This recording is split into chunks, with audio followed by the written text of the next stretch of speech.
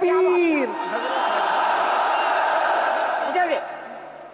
پاگل کہیں گے اور کوئی کام ہی نہیں تمہارا.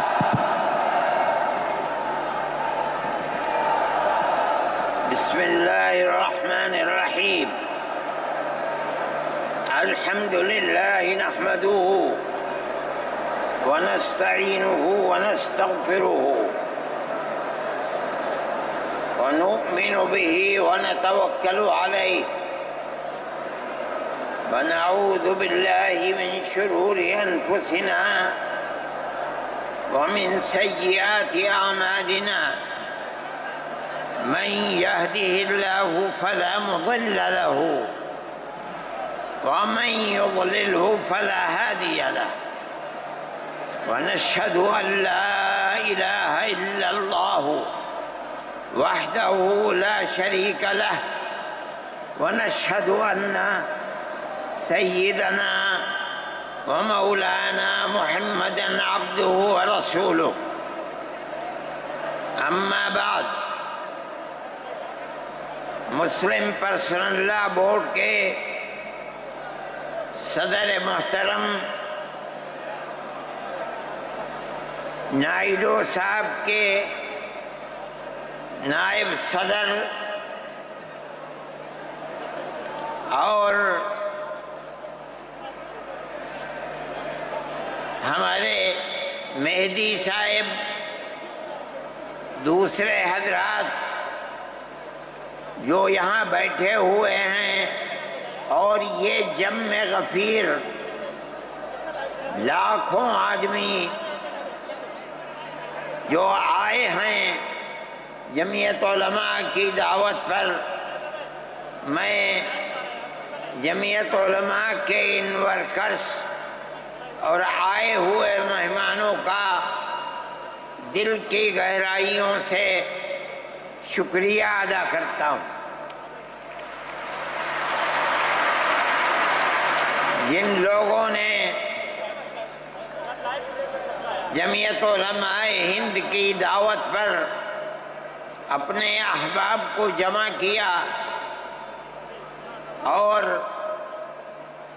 اپنے خرچ سے جمعیت علماء کا ایک پیسہ کیا پھوٹی کوڑی بھی نہیں لگی، آپ ہی لوگ کروڑوں روپیہ خرچ کر کے اپنی بسوں کا خود ہی انتظام کر کے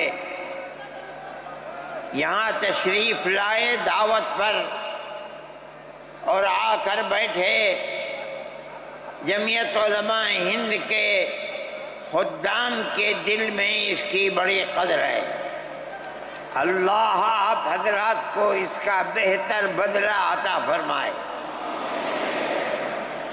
میرے محترم بزرگوں، آج ہی کا مسئلہ یہ نہیں ہے. جمعیت علماء ہند کی ایک تاریخ ہے، اور ایسی تاریخ ہے اپنے اس ملک کے لیے جو کسی دوسری ہندو مسلم پارٹی کے پاس نہیں ہے. علماء نے اس ملک کی آزادی کے لیے اگر آپ ان کی تاریخ کو پڑھیں گے تو آپ کو اندازہ ہوگا کہ ان کی اس ملک کی آزادی کے لیے قربانیاں 150 سالہ قربانیاں ہیں. کوئی اس ملک کے اندر ہندو مسلم ایسی پارٹی نہیں ہے جس کی تاریخ ایسی قربانیوں کی تاریخ ہو. حضرت شاہ عبدالعزیز صاحب محدث دہلوی نے 1803 میں آواز بلند کی تھی کہ ہمارا ملک غلام ہو گیا، اس غلام ملک کو آزاد کرانا اس ملک میں بسنے والے ہر مسلمان اور ہر شخص کا فرض ہے. کوئی مائی کا لال نہیں تھا جو انگریز کی طاقت کے سامنے آزادی ملک کا نعرہ بلند کر سکتا۔ ایک مسلمان عالم دین نے اسی دلی کے اندر اس نعرے کو بلند کیا، اس کی جائیداد قلق کر لی گئی، اس کے مدرسے کو دفن کر دیا گیا، اس کو دلی بدر کر دیا گیا، لیکن یہ مسلمان ایسے نہیں تھے جو کسی ملک کے پیسے یا اس کی سطوت اور اس کی طاقت کے سامنے سر جھکا دیتے۔ جو انہوں نے اپنا موقف اختیار کیا تھا پتھر کی چٹان کی طرح، اسی طرح اس موقف کے اوپر کھڑے رہے۔ سب سے پہلا جہاد سن 1932 کے اندر ہوا، ہندوستانی لوگ تو جانتے بھی نہیں، اور اس کے اندر لوگ مر گئے، ختم ہو گئے۔ شاہ عبدالعزیز صاحب کے رشتے کے، ان کے قریب، ان کے اولاد میں شاہ اسماعیل شہید اور رائے بریلی کے شاہ احمد شہید، دونوں کے دونوں ختم ہو گئے، شہید ہو گئے بالا کوٹ کے میدان میں۔ لیکن پیچھے نہیں ہٹے۔ وہ لوگ جو بچ کر آئے تھے سن 1857 میں پھر جہاد کر دیا، اور اس کے اندر صرف اسی دلی کے اندر 33,000 مسلمان شہید کیے گئے، اور لال قلعے سے لے کر جامع مسجد تک درختوں کے اوپر ان کی لاشوں کو لٹکا دیا گیا۔ یہ مسلمان کی تاریخ ہے، علماء کی تاریخ ہے۔ بتائیں کون ہے جس کی زندگی کے اندر یہ تاریخ مل سکتی ہے؟ میں کہتا ہوں، لاکھوں آدمی کے سامنے کہتا ہوں، کوئی مائی کا لال ہے جس نے اس ملک کی اس طرح خدمت کی ہو جس طرح مسلمان علماء نے خدمت کی ہے؟ میرے بھائی، جمعیت علماء انہی مجاہدین کی بنائی ہوئی جماعت ہے۔ ہم تو ان کے جوتے سیدھے کرنے والے ہیں۔ ہمارا کیا کام ہے؟ ایک ہی کام ہے کہ انہوں نے جو جمعیت کی بنیاد کے اندر ہندو مسلم اتحاد اور ملک کے ہر بسنے والے کو ایک پیغام دیا تھا پیار و محبت کا، ہم اسی پیغام کو لیے بیٹھے ہوئے ہیں۔ ہمارا کام صرف اتنا ہے۔ دنیا توڑنا چاہتی ہے، حکومتیں برباد کرنا چاہتی ہیں، فرقہ پرست ذہنیت آگ لگانا چاہتی ہے، یہ نعرہ دینا چاہتی ہے کہ ہندو الگ، سکھ الگ، مسلمان الگ۔ ہم کہتے ہیں نہیں، ہندو مسلم سکھ عیسائی بھائی بھائی۔ یہ ہمارا پیغام نہیں ہے، ان بزرگوں کا پیغام ہے جنہوں نے پھانسیوں کے تختوں کو چوما، اپنے اس ملک کے لیے چوما ہے، اس کی آزادی کے لیے چوما ہے۔ اس ملک کے اندر یگانگت اتحاد جس کو آج آگ لگایا جا رہا ہے، ہمارے بزرگوں نے اسی اتحاد کے لیے اپنی قیمتی جانوں کو قربان کیا ہے، اور ان کا مقصد یہ تھا کہ ملک آزاد ہو جائے۔ حکومت ایسی بننی چاہیے جو حکومت سیکولر حکومت ہو، کسی کا حق نہ جائے۔ کانگریس اس لیے نہیں بنی تھی، یہ 1803 کی آواز ہے کہ ملک غلام ہو گیا، جہاد کرنا فرض ہے۔ کانگریس کا تو وجود بھی نہیں تھا۔ کانگریس تو 28 دسمبر 1985 کو بنی ہے، اور اس کا پہلا اجلاس بمبئی کے اندر ہوا ہے۔ آپ لوگ سمجھیں اس کو، کانگریس ملک کو آزاد کرانے کے لیے نہیں بنی تھی۔ کانگریس کی تجویز موجود ہے، وہ کہتے ہیں کہ ہندو مسلم ملک کے بسنے والوں کی اس جنگ و جدال سے 2 جہاد، سن 32 کا 1857 کا، اس جہاد کے نتیجے میں جو برطانیہ کی حکومت اور ہندوستان کی حکومت میں دوری پیدا ہو گئی ہے، کانگریس کا مقصد تھا کہ اس دوری کو ختم کر دیا جائے، ملک کو اپنے گردن سے زنجیر غلامی کی نکال کر توڑ دیا جائے، کانگریس کا مقصد نہیں تھا۔ میں آپ سے کہتا ہوں یہ بات ہے اور کانگریس کی تجویز میں موجود ہے، کوئی اس کی تردید نہیں کر سکتا۔ کسی نے حضرت گنگوہی رحمت اللہ علیہ سے پوچھا کہ ایک جماعت بنی ہے جو ہندوؤں نے بنائی ہے انگریز کے ساتھ مل کر، کیا مسلمان اس جماعت میں شریک ہو سکتا ہے؟ حضرت نے فتویٰ دیا اور یہ کہا کہ جس طرح اپنے کاروبار میں ہندو مسلمان شریک ہو سکتا ہے، اسی طرح اس پارٹی کے اندر بھی ہندو مسلمان شریک ہو سکتا ہے، بشرطے کہ دین کو کوئی نقصان نہ پہنچے۔ اس فتوے کا نام ہے نصرت الابرار، جو پرانی مکتبیں ہیں، لائبریریاں ہیں، یہ آج بھی وہاں موجود ہے۔ یہ صرف فتویٰ نہیں ہے، یہ اس لیے ہے کہ یہ اشارہ ہے کہ مسلمانوں کو کانگریس کے ساتھ شریک ہونا چاہیے اور کانگریس کے اس نظریے کو بدلنا چاہیے، کانگریس کے اندر مستقل غلامی کی زنجیر کو توڑنے کے لیے اور انگریز کے ساتھ جہاد کرنے کے لیے تیار کرنا چاہیے۔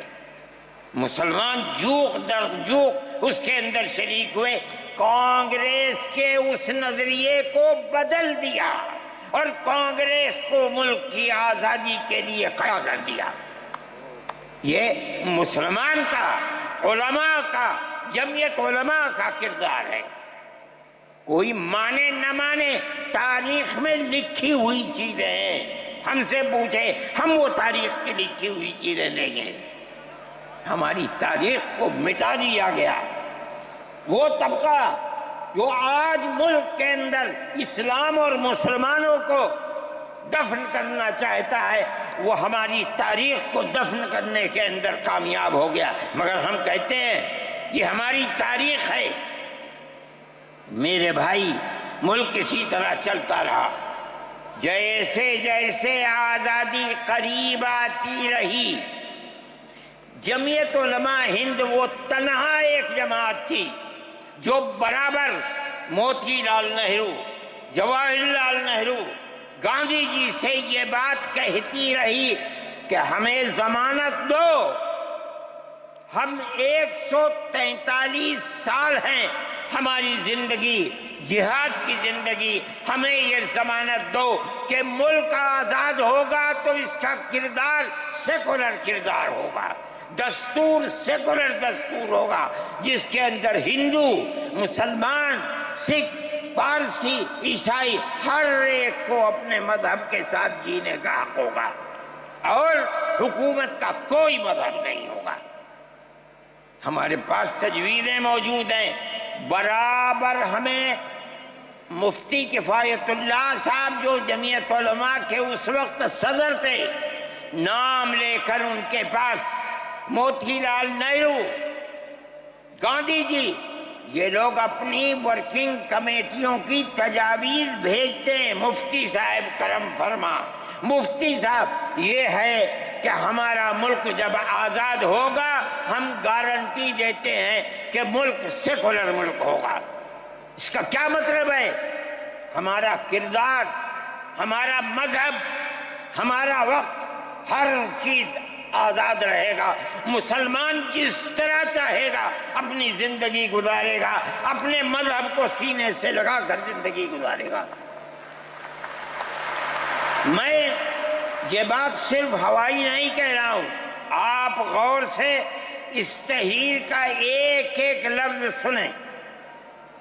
ہری پور ضلع سورت کا اجلاس عام جو 19 20 21 فروری 1938 میں، 47 میں ملک آزاد ہوا، یہ اجلاس 1938 میں، اس سے بھی 9 سال پہلے، یعنی آج کے مقابلے میں 80 سال پہلے یہ اجلاس ہوا تھا۔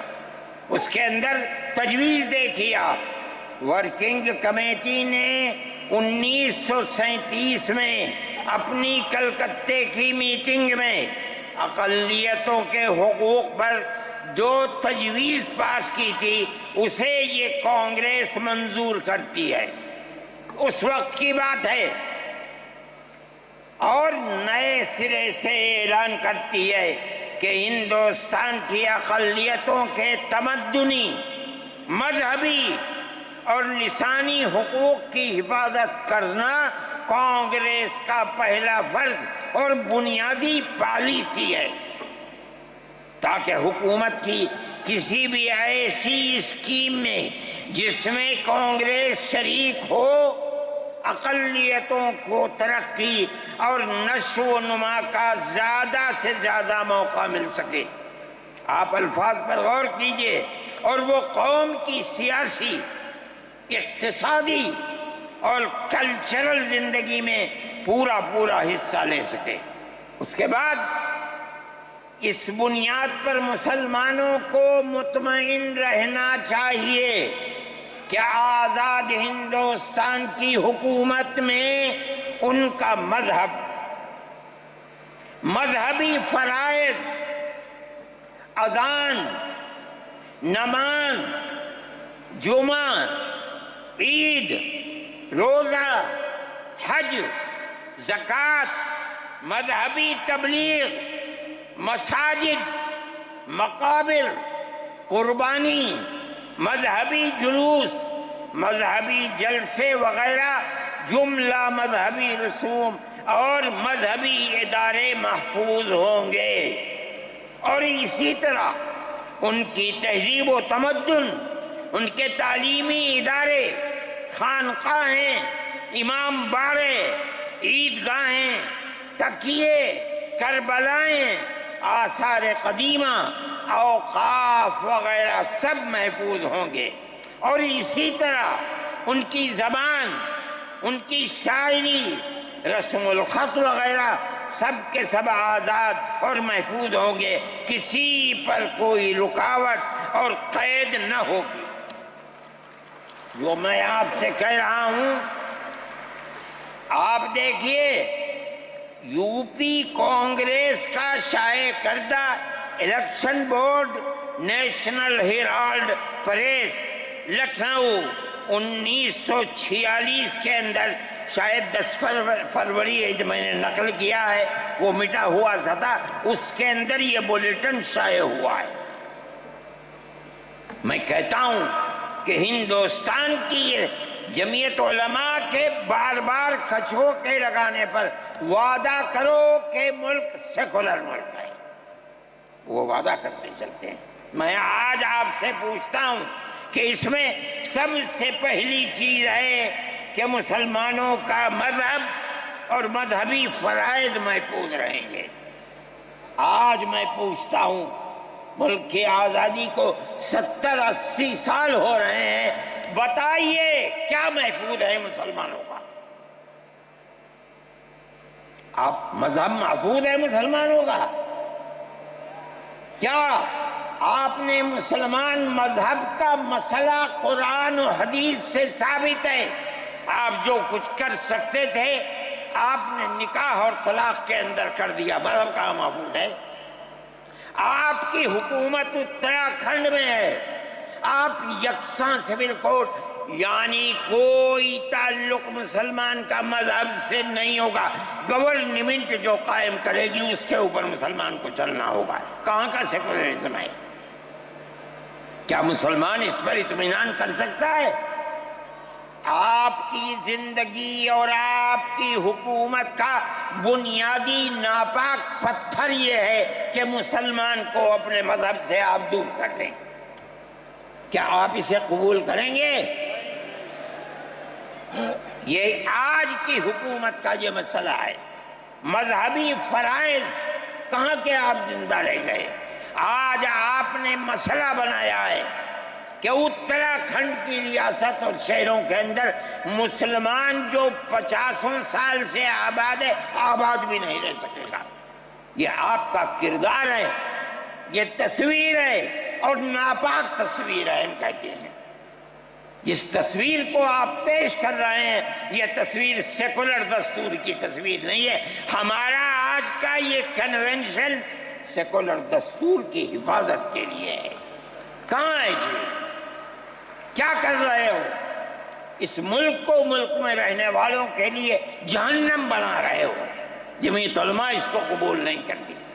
ہم تو کہہ رہے ہیں اس بات کو، کسی کی زبان اٹھتی ہو یا نہ اٹھتی ہو، لیکن ہم کہتے ہیں کہ جو ہو رہا ہے وہ ملک کو آگ لگانے کے لیے، دستور کو آگ لگانے کے لیے ہو رہا ہے۔ جمعیت علماء اسے قبول نہیں کرے گی۔ اگر جمعیت علماء نے اس بدترین حکومت جو یہ کہتی تھی کہ ہماری حکومت میں سورج نہیں ڈوبتا، جمعیت علماء نے کبھی اس کے سامنے سر نہیں جھکایا ہے، اس کے بعد ہم کس کے سامنے سر جھکائیں گے؟ ہمارا سر صرف ایک اللہ کے سامنے جھکتا ہے اور کسی کے سامنے نہیں جھکتا۔ میرے بھائی، آپ ایک اس کو لیتے ہیں، میں کہتا ہوں اے تو بیٹھا، آپ کیا کہتے ہیں؟ اس کے اندر جہاں ہے وہاں اسی طریقے سے اوقاف وغیرہ سب محفوظ ہوں گے۔ اوقاف محفوظ ہیں، یہ آپ کے سامنے حضرت مولانا بیٹھے ہوئے ہیں، تقریر کی ہے۔ اوقاف کو ہڑپنا چاہتے ہیں۔ ہماری مسجدیں اسی دلی کے اندر 400 500 سال کی مسجدیں ہیں، جس میں جمعیت علماء کا دفتر بنا ہوا ہے، عبد النبی اکبر کے زمانے کی مسجد ہے۔ اور کتنی مسجدیں ہیں جن کے پاس اوقاف، اللہ اکبر، لاکھوں کروڑ کے اوقاف ہیں۔ جونپور میں جا کر کے دیکھو کیسی مسجدیں ہیں، دلی کے قرب و جوار میں دیکھو کتنی بڑی بڑی مسجدیں ہیں۔ ہندوستان کا وہ طبقہ جو ان مساجد کے اوقاف کو ہڑپ کرنا چاہتا ہے، کہتا ہے اگر کسی وقف زمین یا مسجد یا کسی بھی چیز کے کاغذات وقف کے نہیں آئیں اس کو وقف نہیں مانا جائے گا۔ کون 500 سال پرانے کاغذات لا کر کے پیش کر دے گا؟ قانون یہ تھا کہ جو مسجد بنی ہے، جو وقف پر بنتی ہے، وہ وقف ہے۔ آپ کو کیا درد ہے کہ آپ اس وقف کو ختم کرتے ہیں؟ اس کا مطلب ہے مسلمانوں کی زمین کو ہڑپ کرنا چاہتے ہو، حرام کھانا چاہتے ہو، اس لیے ان اوقاف کو ہڑپ کرنا چاہتے ہو۔ ہم اس کو قبول نہیں کرتے۔ اوقاف ہمارے آباء و اجداد کے کیے ہوئے ہیں، اوقاف اللہ کی ملکیت میں دیے ہوئے ہیں، مسجدیں بنی ہوئی ہیں، آپ ان کی حفاظت کیجئے، اس لیے کہ ہم اس ملک کے رہنے والے ہیں، ہم باہر سے آئے ہوئے نہیں ہیں۔ اگر ہندو گوجر ہے مسلمان بھی گوجر ہے، اگر ہندو جاٹ ہے مسلمان بھی جاٹ ہے، اگر ہندو راجپوت ہے مسلمان بھی راجپوت ہے۔ جاؤ دیکھو کشمیر کے اندر، اگر ہندو برہمن ہے مسلمان بھی برہمن ہے۔ ہم اسی ملک کے رہنے والے ہیں۔